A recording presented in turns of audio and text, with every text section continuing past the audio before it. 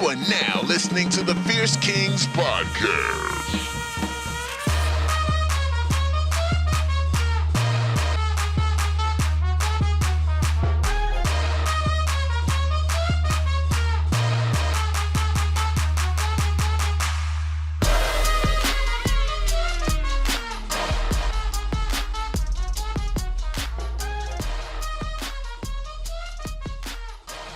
All right, folks, we are back.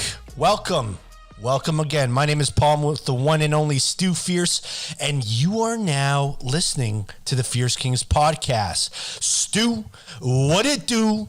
Baby. It do, baby. It do what it do? It do what it do, and it ew what it ew. It is what it is. It do what it do. What about you, man? How's it been going? It's been good. I'm really happy that the weather is getting better. So we're almost free. I don't even know if that makes sense, but it's just like free. Like if I could just spend more time on my back porch. Yeah. That's some sense of freedom. So I'm happy about that. Just needs to warm up a little bit. So we're almost there. The problem that we're having right now, and you know the situation of my living situation is, you know, I live in the same home with my family, right, and different stuff like that. And so my parents are above us. Yeah. And we recently renovated the house, so we did it like a big extension, which made us made the not the roof, but like my parents' patio upstairs larger. Okay. And so raccoons, man, are coming and they're fucking like, holy smokes, this is a great place to take a dump. And so what's happening is we're seeing like not one, not three, not 10, but a handful, okay, of just like they're waking up and there's just piles of raccoon shit in the corners on the top deck. And it's not only unsafe, but it's fucking disgusting, man. Well, it's like super dangerous too, because I think it's toxic and shit. Yeah, I think humans and other animals, I mean, I guess we're animals too, alike. Like if you had a whiff or if you're a squirrel or something like that who licked it or something, I think they die from it. I think it's some sort of like poisonous thing. Squirrels see that and they're like, not for me, man. I'm not going over there. Not for me. That thing stank. Because those fucking Racoons, those vermin. Yeah. They like eat garbage and drink their own piss and all sorts of crazy shit, right? They're just basically Bear Grylls. They're, the sun comes down. They're like, all right. I guess I'll just drink my own piss today. I'm thirsty. No water. I'll just drink my own piss. Okay, now I'm good. Now let's go eat some garbage, and let's go take a dump on this guy's porch. And so get this. Here's the story. So my dad's pissed, and these are pretty precarious areas outside of the porch. So it's not just like, just go clean it up, right? It's not in the middle of the porch. Like they're in crevices and it's like on the exterior. And if you fuck it up, you'll fall off the roof. Yeah, right. So we're going on the side of the building. We're pulling up ladders. My dad's putting on the fucking hazmat suit on, and I'm holding the ladder so he doesn't fall to his death. He's scooping shit up. We're putting like ammonium around it and pepper flakes, and they're still it's almost like a game. They're like, oh, you think this is my first ammonium situation? Oh, for sure. And so that's the thing with them, right? Is they're smart guys. They're very smart. Yeah. They know this game all too well, so they've seen it all before. And because I think they're a rodent or a marsupial or whatever the hell they are. They look like it, yeah. They have opposable thumbs, unlike most animals. That's how they can actually open up things, because they have opposable thumbs. Does that mean that a raccoon technically, if it received the right education, could learn how to shoot a gun? Probably, and read and write. Do you think there's ever been a situation where someone's waking up in the morning, they're trying to get the morning paper, right? So you're in your robe, you get your coffee, you're like, I'm going to get the paper, you open the door, and you just see the raccoon. Who's opening up your paper for you? No, he's got a gun pointed at your door. You're like, stay still. Yeah. Don't move. I want all your garbage, and I want it right now. Stick them up. Stick them up. Reach for the stars. Or you're going into the mailbox. This must seem so old, but like you walk down the street and you're going to get the Toronto Star or something like that. And as you're opening up that, you put in the quarter and you open up the lever, you see some other hand come on top of yours, and it's a raccoon's hand, and you're like, the last paper? And it's like, oh, I was going for that. Oh, okay. It's yours, man. My bad. I'm going to go take a dump on your patio now. I'm going to read the sports section and take a nice loafer on the second. Did you have the classifieds in there? I got to find a job because dumping on your porch isn't paying the bills. Have you read this Marmaduke comic? But the question I have for you is are you finding that there's no solution here? Like, because you keep doing a bunch of things and it's not working. So this is the new solution. So we've resorted to innovation and technology. Okay, so you've done the analog version. Not working. We've old wives' tales are just, they're not holding up. This is raccoons of the past. Yeah. Put paprika on a lemon, sit it for 4 days. All that shit. They're like, are you crazy? I just had Thai garbage last night. Yeah, the spiciest foods possible. I eat paprika left, right, and center. No chance. Yeah, like I anally ingest Thai chilies, and you think every day. You think that this is going to be a problem for me? In fact, bring it on. This is exactly what I was looking for. You know what I mean? Yeah. So that's not working. So my pops, poor guy, just went on the internet. I helped him out here. We got a camera, like an outdoor Bluetooth, waterproof, shit-proof camera. Oh, like the Ring. It's a Ring. Yeah, it's like a fish. It's fish lens. I think it's called fish lens, right? It's convex. It's like, so it's like a fish eye. Exactly, fish eye. It's 180 degrees. So we'll know where they're coming from, and if we can spot where they're coming from, maybe we can cut them off at the source. If you know what I'm saying. Yeah. So that's a new thing. So we got that figured out, and so we're probably going to set that up this weekend. And you haven't set it up yet. I was going to say, what's the prognosis? I'll update you next episode for sure, because we got to get this over with, because there's just too much. And if it rains, man, they're there. No. But like, think of it. There's just like piles. Have you seen Jurassic Park? And there's that like Triceratops that was sick, and there's just this pile of dump. Yes. So imagine something like that, probably on a smaller scale, obviously. But now it's like torrential rainfall. It's just diarrhea all over the porch. It's bad. It's foul. It's a foul occasion when you go out there and you just see. I mean, there's nothing that's going to turn you off more than when you're going out for a nice whatever, coffee, ciggy, beer, just to smell the bloody flowers. And you see just big old turds all over the place. And you say, what the fuck, man? What do you want from me, man? Like, get your own goddamn house. I pay $1 for this. You freeloaders? Mill? I wish it was a mill. Yeah, these freeloaders are coming in and treating the place like fucking, like, poo-poo caca, you know?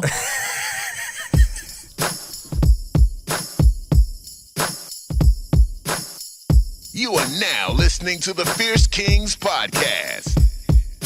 Okay, so just bring that thing up with my dad, who of course is in his later years with the whole raccoon stuff and everything. I want to talk about like that generation of individual, which people call boomers, right? They're baby boomers, but we call them boomers, and people make fun of boomers. And I suppose it's like kind of funny because we're not boomers, but we're going to be the next boomers, right? Like people are going to make fun of us. And I already see this. For like sure. I work with some young people. Like I was on a phone call on Friday with a girl that easily 21, 22. And I could tell she was explaining something to me. And like I saw it. I'm like, wow, she's probably like, yo, old fart over here. Can you just understand this faster? Because I have things to do, right? Yeah. So I want to ask you, like, where does the boomer go from here? Well, for me, not to be like ageist or whatever, but it's like, I think it's time to give up the ghost. You know what I mean? Like, they're hanging on to this life that has been, in effect, like, more or less perfect, right? Like after the war happened and then they were born, baby booming, and then, came into this point where they got all the good jobs. Housing was like relatively cheap, I guess. And then they're still like dragging on. Where it's kind of like, yo, it's our turn. But what do you mean? Not to say, because Are you asking boomers to just take off? Yeah, take off. It doesn't matter if they die or not. But I'm saying like, but what legit, do you mean, where like, are they going? Taking off to where?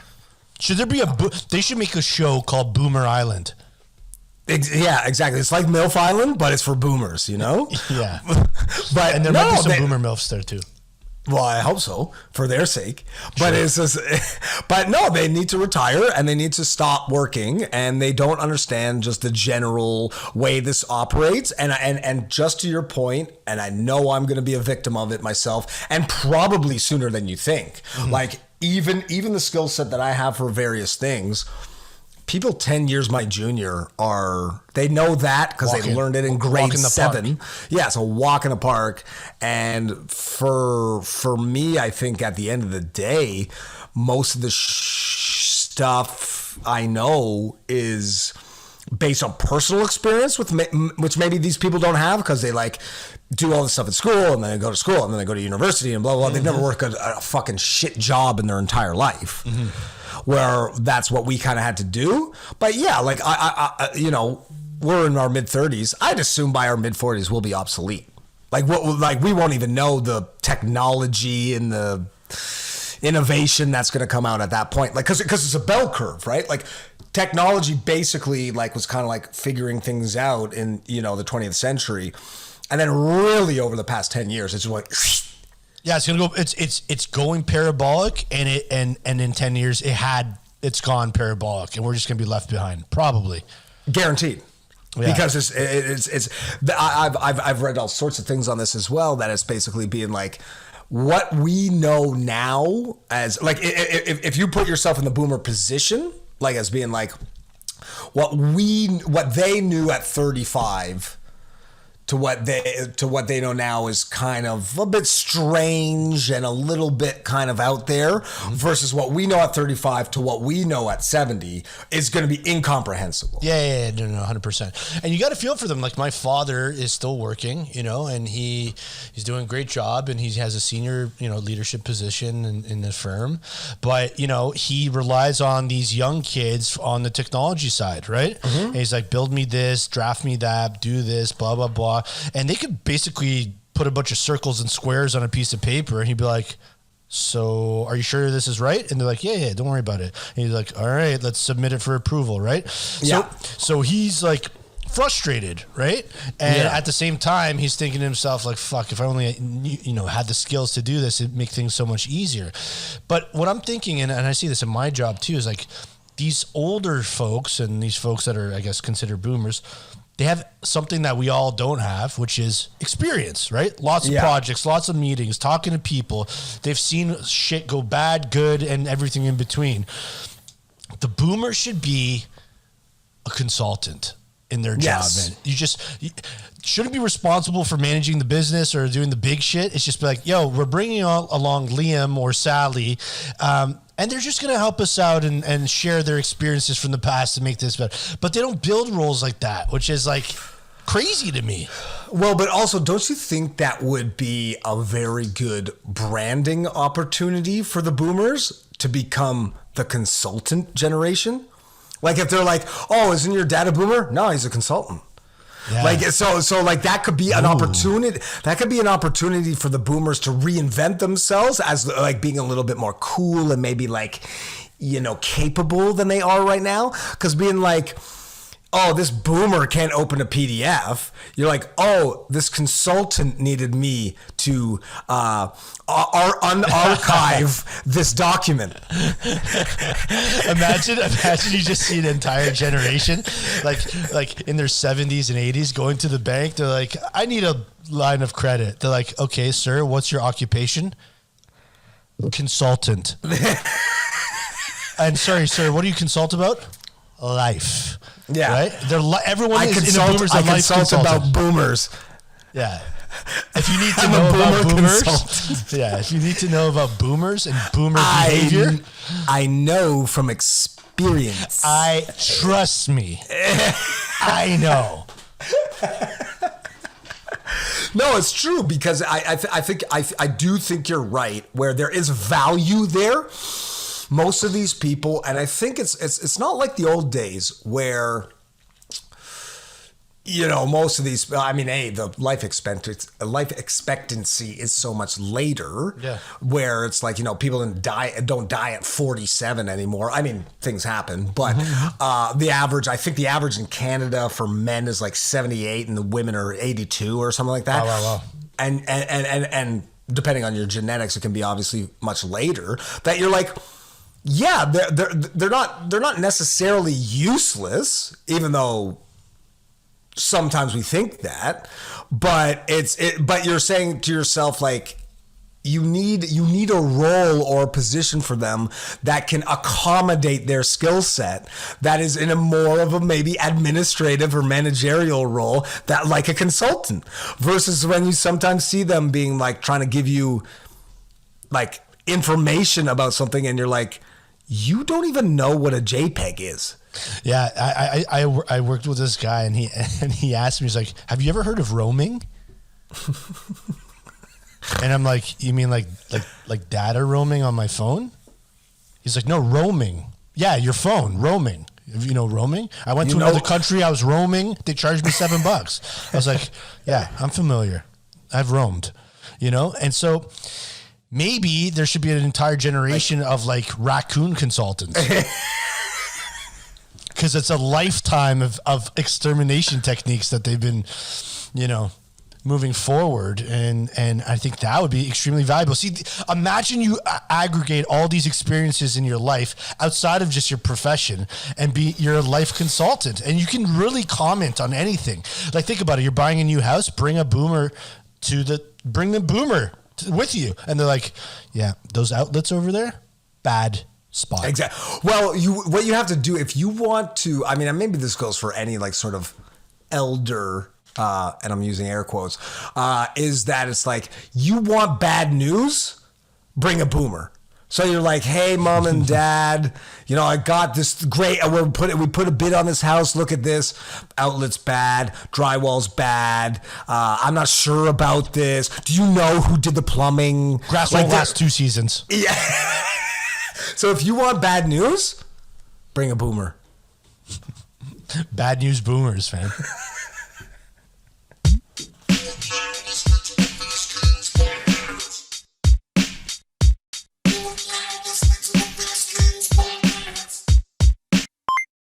All right, super pumped. Check this out. So, scrolling through my Twitter the other day. By the way, make sure to follow Fierce Kingz on Twitter. And there was a tweet, and I think it was promoted, right? And it was from McDonald's Canada. So they got, their own Canada thing. And it said, I'm just like, this isn't the exact tweet, but they're just like, hey, there's a picture of like a mystery box, like, right? And they're like, hey guys, get ready. We're bringing back a Canadian favorite on May 11th. Do you know what it is? And then you click on the comments, and everybody's just like, McPizza. The McPizza. Right. And I didn't know this was a Canadian thing, although I do remember in Canada, very, very much so, when we were really young. Did you fucks with McPizzas? Did you ever have a McPizza? I don't know when the last time that we had it was, but I do remember it being probably the best pizza I've ever eaten. Damn. Like, it was, I remember, maybe that's how they get you. They do things for a limited time, and then you're like, you think about it being like, man, that was great. Like, how often do you say, oh, they put that, drink out or that meal out for 17 weeks, and you're just like, that tasted like a fucking donkey dick, I'm never gonna eat that again, right? They always give you the good stuff, and then they're like, you want to be back like cook crack, you know? Volume 3 for sure.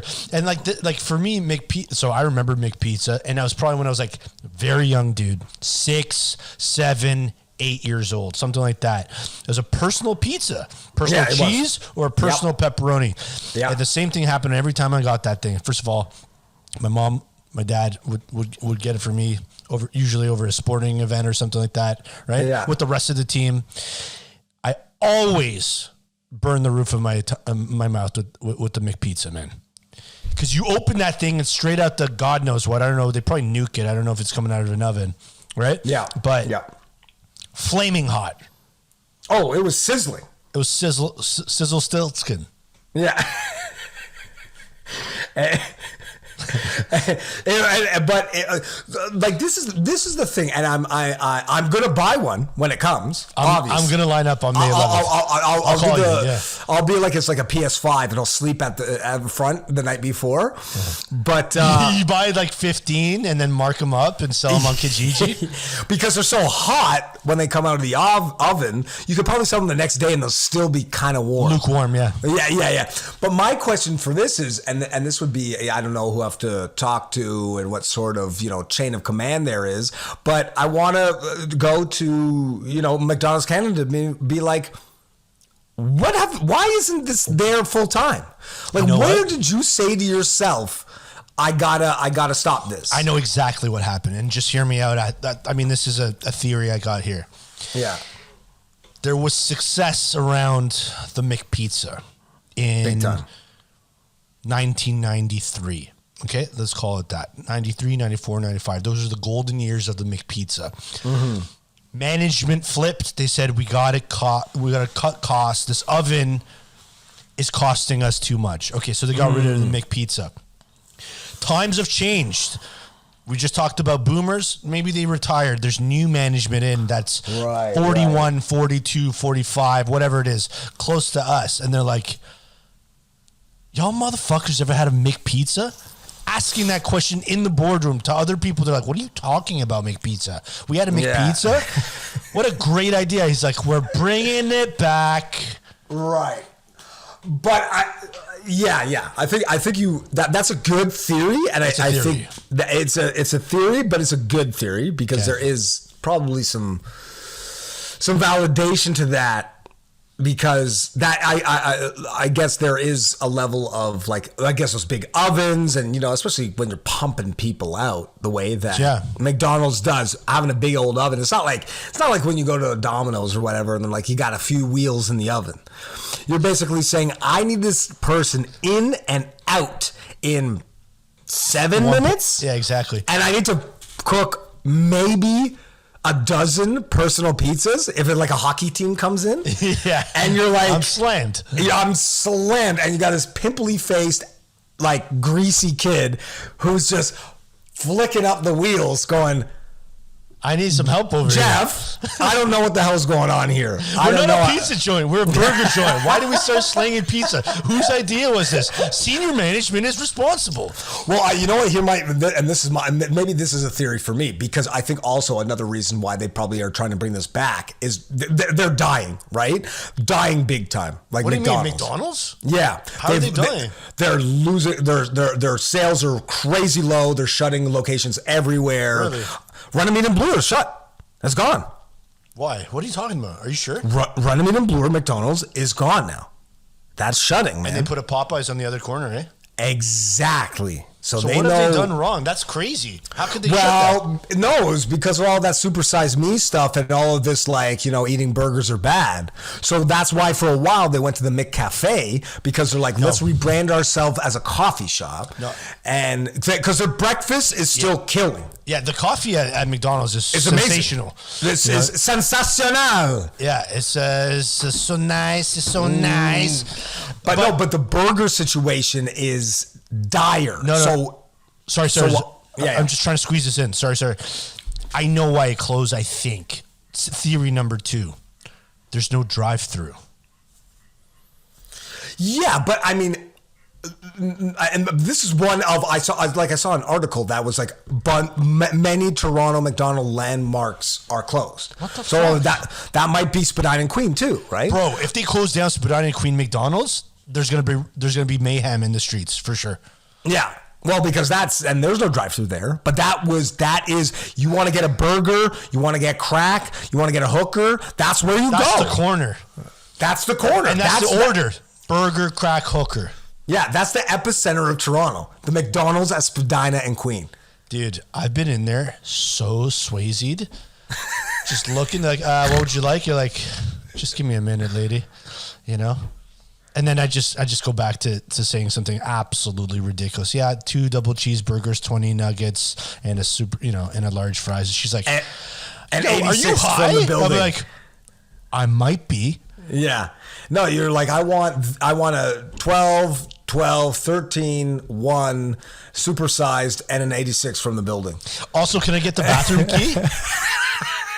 and when, first of all, not only do you not want to touch the bathroom key, but that is a sus bathroom, knowing what happens around the alleyways in that, and in the bathroom itself. I think what happens is people get the bathroom key to go into the bathroom and do their business anywhere but the toilet. Yeah, they're like they have signs in that toilet that say "pee here." Yeah, and then there's arrows, and they're like, "Oh, you mean over there?" Yeah, and then someone projectile vomits and dumps at the same time in the corner. Yeah. They have one of those guys at the corner, flipping signs, like instead of doing that dance on the corner. Defecate here. Defecate here. Here. Fuck, man. But I think we digressed a little bit. But I think my overall point was going to be the old execs said the pizza's got to go, it's costing us too much money, and now the new execs are saying if we want to rebuild, let's get that za popping. Would you rather? Would you rather? All right, would you rather? Check it out. This one's pretty cool. I like this one. Check it out. Okay. So would you rather live in a tree or in a cave? That's a good one because you're dealing with phobias. Sure. Because you've got. Are you scared of the dark?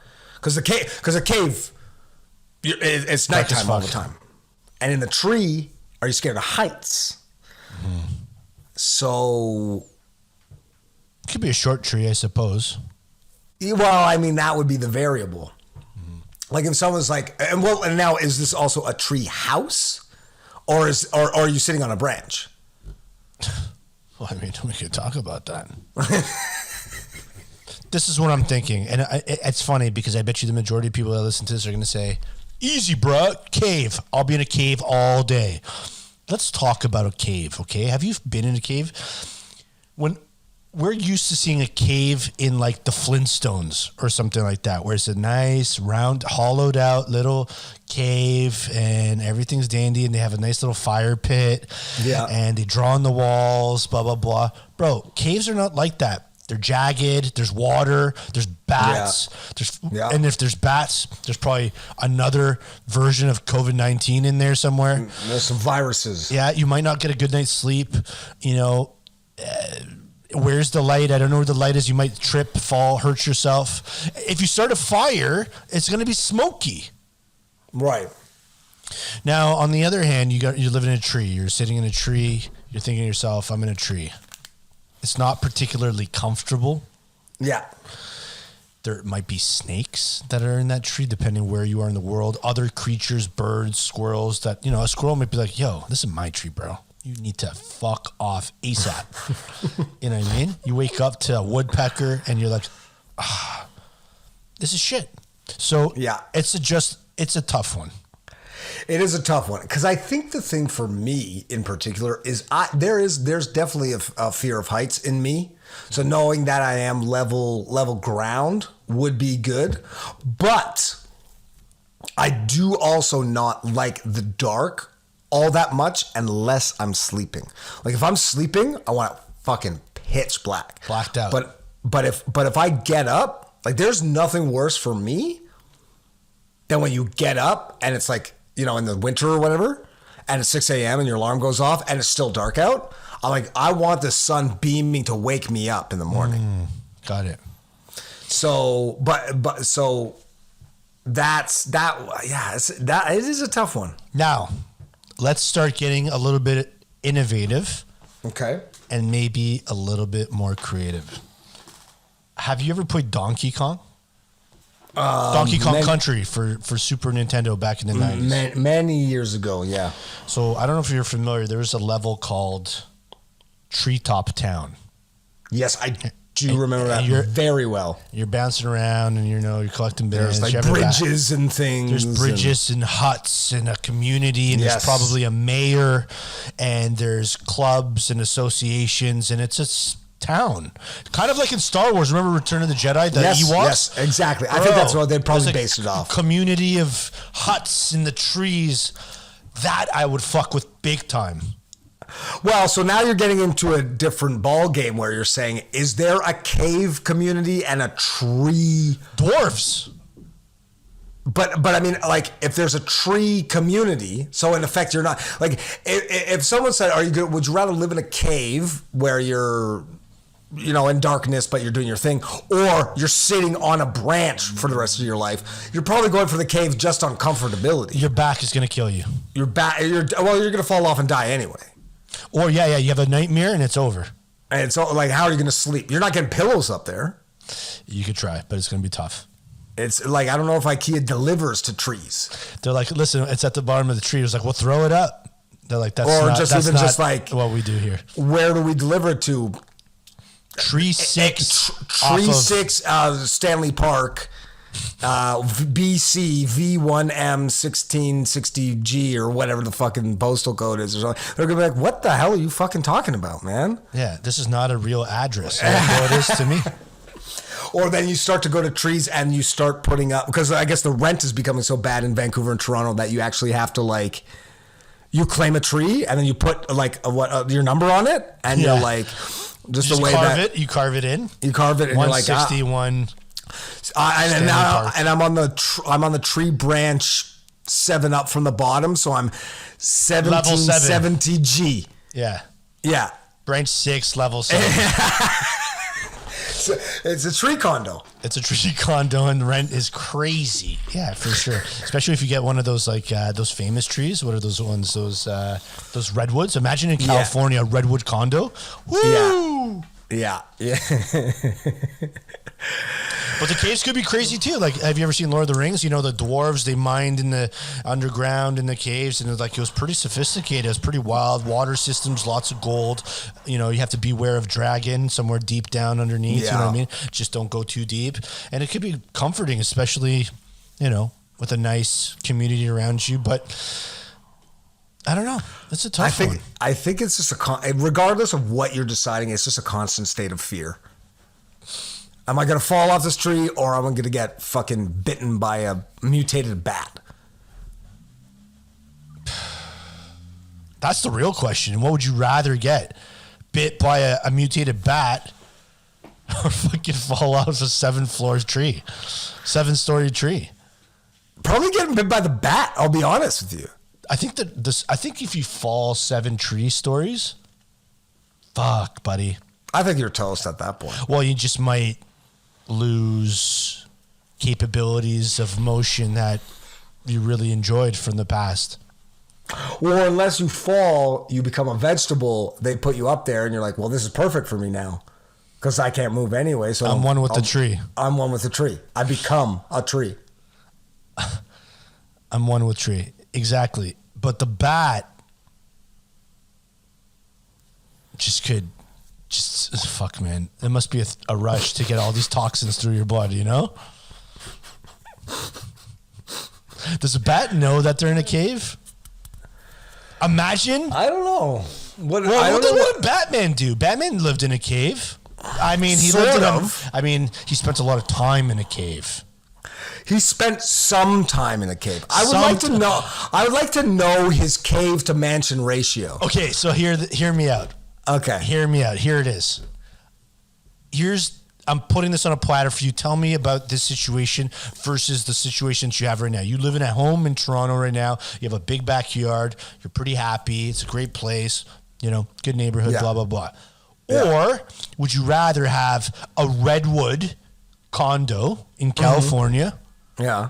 And access to a personal cave where perhaps you can park your car, become a superhero, if that's something that you're working on as a side hustle. So the potential of being a superhero is still on the table. It's on the table. You could do other things. You don't have to be a superhero. You could be a supervillain. Okay. But realistically, one of the two things. Sure. Or you could just have a laboratory and who knows.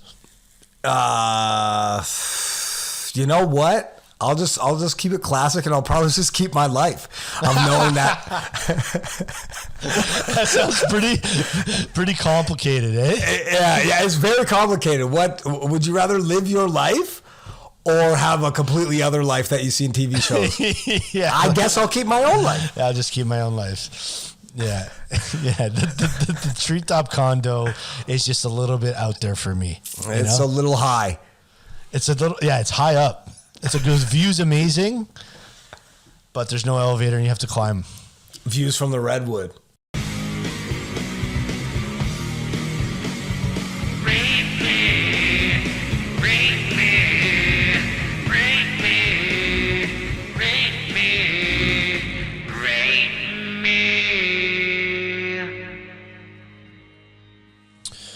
All right, rate me. Check this out, Stu. Listen, first of all, wouldn't be an episode if we didn't touch on animals, aliens, or farting. So today, I'm talking about farts. We're bringing farting back. Yep. So today we're going to be talking about what are the most famous farts. Okay. So I'm just going to list 3. And remember, this is how it works. Is dope, decent, and whack. Okay? So you have to rate the fart. And it could be dope, it could be whack. Okay, so we're starting with Dutch oven. Okay? Yeah. Which is a fan favorite, obviously. We got the comebacker. Okay, and we'll touch on what all these mean. And then we got the double deuce. Okay, so let's explain them each and then get into it from the top. Okay, so the Dutch oven, which I think everyone should be familiar with, is, I guess you're under the covers, you release, and there's a party going on, but in there. Maybe your partner comes in, gets under the covers, and they're thinking to themselves, "My lord, I've just been Dutch ovened." Right. It stinks. It's wild. It's funny. But it could be offensive. I think that it's like, it's usually the best when you're the perpetrator of the Dutch oven. So like when you rock a heavy one and then you pull the covers over and say, good luck with that. Yeah, you're like, versus when you're the victim, you're like, damn, what did you eat? Yeah, oven's on at 450 Fahrenheit, and we're cooking. And women, for some reason, are always, their bodies are so warm and ready to go. And so when they release, man, you can get cooked in there. You get cooked in that oven. The second is the comebacker. So this is like you're hanging out with the boys, or I guess with the girls, and you're razzing on each other. Yeah, man. Well, yo, you didn't do this, and blah blah. Oh, what's going on? You're like, oh yeah. Ooh, what are you gonna do? What are you gonna do about that? And so true. Okay, you got me. You know what I mean? Yeah, it's a comeback. It's comeback season. Right. And then the third one is the double deuce. So if you didn't know the double deuce, and shout out to our friend Richard, he would actually, he's a film buff, and he would know exactly what the double deuce is. The double deuce is a bar in the famous Patrick Swayze film titled Roadhouse. Based off a book of the same name. Sure. And I forget the plot, but basically they work at this bar. They're always fighting in these bars. Well, a roadhouse is a bar. Like, that's a term for a bar in the certain South parts. Somewhere? No, in certain parts of America that You want to go to the Roadhouse and watch the game? Yeah, I think it actually might be the Midwest primarily, because also Bruce Springsteen in his album Nebraska talks a lot about roadhouses. So I think it might be a Midwest thing where they're like, you go to the Roadhouse and you get fucked up and you get into a fight. So it's a pub thing. Like that's like you want to go to the pub? Oh, let's go to the Roadhouse, right? Exactly. So the reason it's called the Double Deuce is because it's a bar clearer. It's a room clearer. Like someone pulls a double deuce, and everyone has to evacuate. Right. So I guess the thing is you're saying to yourself, what? They're all. I mean, at the end of the day, all farts are good. Right, because your body is telling you evacuate, right? But I guess the question you're saying to yourself in order to rate these correctly is what's the satisfiability of them all, right? Like, did you have something? Do you have some chili and you do a double deuce and the whole bar clears out and you're like, damn, I'm still jamming. Versus you had something funky going on and you do a double deuce and you're like, I'm so glad everybody's away from me because I thought I was going to shart. Mm-hmm. So, I'm walking around and I smell like I shit my pants because I basically did. Yeah, and I'm assuming that probably a double deuce is basically a skid mark. It's a turtle. It's a turtle gone wild. Yeah. And so if it's that satisfying, then you got to get rid of it, man. So check this out. I have a story. So I did a year at Western University in London, Ontario. Mm-hmm. And there's this bar called Seeps. So if anyone is familiar, and I know you've been there for sure. And I've been thrown out of there. Yeah, 100%. But not for a double deuce. For other things. Yeah, for other things. And so, like, that place is like, it's like a staple, right? It's $2 beers. People go and rage. There's a DJ, blah, blah, blah, blah, blah. It's lineups outside, all that fun stuff. But there's times also where maybe it's like maybe like if you go there in the summer or if you're like before school starts, not all the students are there yet and stuff like that. What they do is they make it like a little bit smaller. Right? We don't need that patio or like that's the party room. Let's close it off. So now you can get like, instead of like 400 people, you get like 50 to 100 in a room, right? And it's a bar. So I went there because I was playing soccer, so I had to go early, right? Before the season started. And I remember like we were all, and you're standing up and you're talking to people, blah, blah, blah. And there's a cloud of odor. Right? And it's obvious, like we all know that smell. Everyone's farted that fart. Right. And so no one's like, oh, that's strange. It's like, I know what that is. Right. It's almost like someone doing something on the dance floor, but there's like sharding on the dance floor. Right. Yeah. And so the thing is, the whole place was like, oh my God. And like people left and all this stuff. I got some air myself, but I just wondered, like, who's this legend who just absolutely pulverized this entire bar, including staff, right? Like even the bartender was like, I can't serve anybody anymore. Like, guys, if that's what's going on in your guts, you can't have a Jager bomb. The thing is, no one knew who it was, right? But he did. He was just like, I was the guy. Because think about it. If there's 100 people in a tight-knit room and there's a stench going in from that area, you're basically blaming it on 10 to 15 people, right? And how does it work, right? You're saying, you don't want to be the one that smelt it and dealt it. So you're waiting for the first one to be like, oh man. And you're like, I smell it too. Unless he pulled a Bond and he dropped it and then weaseled over to the other side of the room. And then someone else is like, oh, what the fuck is that? And he's like, get a load of these guys, eh?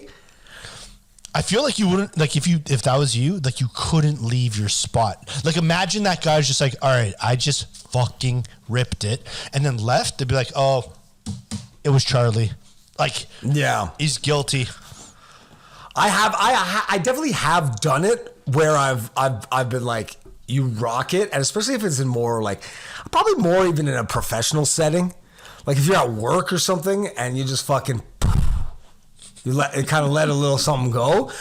you dip out and say you're going for a coffee or whatever, and then when someone comes back and they say, oh, who shat themselves or something, and you're like, what a bunch of fucking degenerates these people are, eh? Little do you know that you had to go change your scungies when you got to the fucking toilet. The funny thing is too is no one's gonna forget it, eh? You're a night out on the bar at the bar, you know. The next day, you know, you're popping Advil, you have sunglasses, you're going out for brunch, right? You know, you bring the boys in, you reminisce about last night. Maybe there's some girlies around too. They're coming. They're like, and remember when that guy just cleared out the bar with that fart? And like, yep, that was disgusting. Well, like, talk of the town. Well, I mean, you're talking about it like 12 years later. that guy stuck with you. Yeah, that guy is gonna like. I wouldn't be surprised. Like, there's gonna be that story comes up in the circle of friends, and they're like 55, 60. Like, yo, remember that fart? It was me. And you have to, you have to wonder: is this guy gonna? Is this to the grave type shit? No. Or is he gonna eventually squeal and say, "I did it. I was embarrassed, but you know what? I had Taco Bell. I had Taco Bell and played Queens on the pitch. Yes. For the soccer match, and I just fucking dookied in my pants, and I had to just play it off for the past 25 years. Yeah, imagine he marries like the girl that was there that night, and she hears this. She's like, I puked that night because of you. Or he rips one that smells like it did, and she says, you. Yeah, she's like, it was you all along. I have smelled that fart before.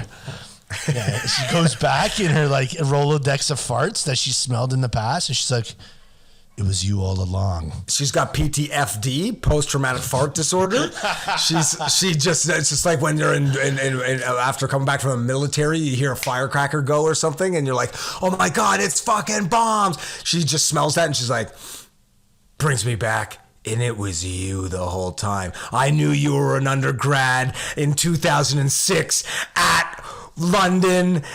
You fucker! Yeah, fuck you. You did this to me. But farts are nostalgic. I think most people, I mean, we fart a lot, like as human beings. But I mean, a good fart sticks with you. No, but like, we fart, right? You fart left, you fart right, you fart all around. But sometimes it's like ring around the rosy. Yeah, sometimes you fart and you're like, wow, right? It's one of those rare farts that really stink, and you're like, and it brings you back. You're like, I farted this fart in '89. You know, when I was doing this and that. It's like there's a fart that happens once every 5 years. It's a generational fart. Yeah, it's a generational fart. No, it's the Messi, it's the Sidney Crosby, it's the LeBron James of farts. It's like where you're just like, he comes around once every 12 years, but you remember it like because they happen so infrequently that you remember the feeling, the stench, the where the physicality. Yeah, that you say, man, I haven't had a fart like that since the 7th grade. Honestly, people that are having problems with like memory, they should put together like eau de fart, some kind of like thing that you could just spray on. Mm-hmm. Now I remember a fart compendium, where it's just like you flip the pages and you scratch and sniff it, and you go, ooh. Oh, I know where I put the keys.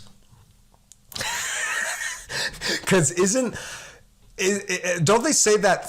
Smell is the biggest tie of memory or something like that. Yeah, it's nothing brings back more nostalgia than smell. Exactly. So if you give a book of farts, people are gonna say, I know exactly where I was when I smelt this. Instead of a photo album, it's a fart album. Yeah, and you just flip through. There's no pictures on it. It's just stench. It scratches. You just see sort of see green gas coming from each page. You're like, whoo. Methane. Kodak fart anthology.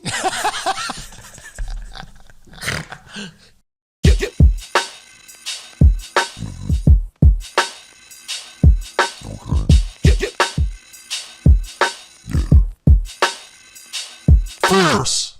All right, ladies and gentlemen, that was episode 18 of the Fierce Kingz podcast. If you want to send us a note, send us an email, topic ideas, you want to hop on the show, you want to do all that good stuff, send us an email to fiercekingz@gmail.com. Please help us. We need help on YouTube and we need help on the Instagram. So follow us and make sure that you got those notifications on. But with that, Stu, is there anything that you would like to tell the people? I like to tell them first mostly, now that the show's done, you are now not farting with the Fierce Kingz.